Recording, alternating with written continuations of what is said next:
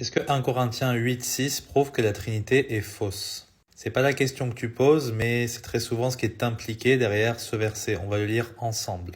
Toutefois, pour nous, il n'y a qu'un seul Dieu, le Père, duquel procède toute chose, et nous sommes pour lui. Et un seul Seigneur Jésus-Christ, par lequel sont toutes choses, et nous sommes par lui. Alors déjà, avant de répondre, ça veut dire quoi être pour lui et par lui? Ces deux expressions sont étroitement liées. Pour lui, ça veut dire que toute chose procède du Père, et par lui, concernant Jésus-Christ, ça veut dire que il est l'agent de la création. Rappelle-toi aussi en Jean chapitre 1, toutes choses ont été faites par lui.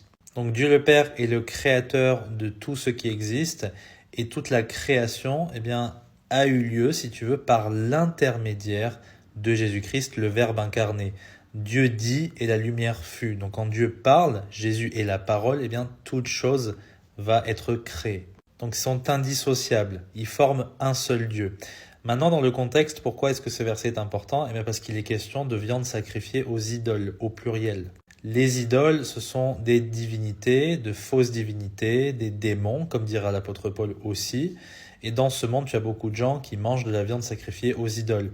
Pour nous, c'est ridicule en tant que chrétiens, puisque nous n'avons qu'un seul Dieu. On sait que toute nourriture sacrifiée aux idoles ne va pas forcément nous affecter en quoi que ce soit, puisque la nourriture procède de Dieu, le créateur de toutes choses, et tout est sanctifié par la prière.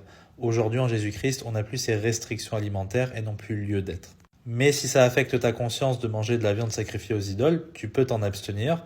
De mon côté, je m'en fiche complètement, je prie, c'est sanctifié par la prière, ça ne fait pas de moi un idolâtre, tu vois ce que je veux dire? Donc il faut avoir cette perspective en tête. Et c'est ça que ce verset nous dit. C'est un verset sur l'unicité de Dieu en Dieu le Père et Dieu le Fils. Il y a une coopération entre le Père et le Fils dans l'œuvre du salut, dans l'œuvre rédemptrice, tout simplement. Que Dieu te bénisse.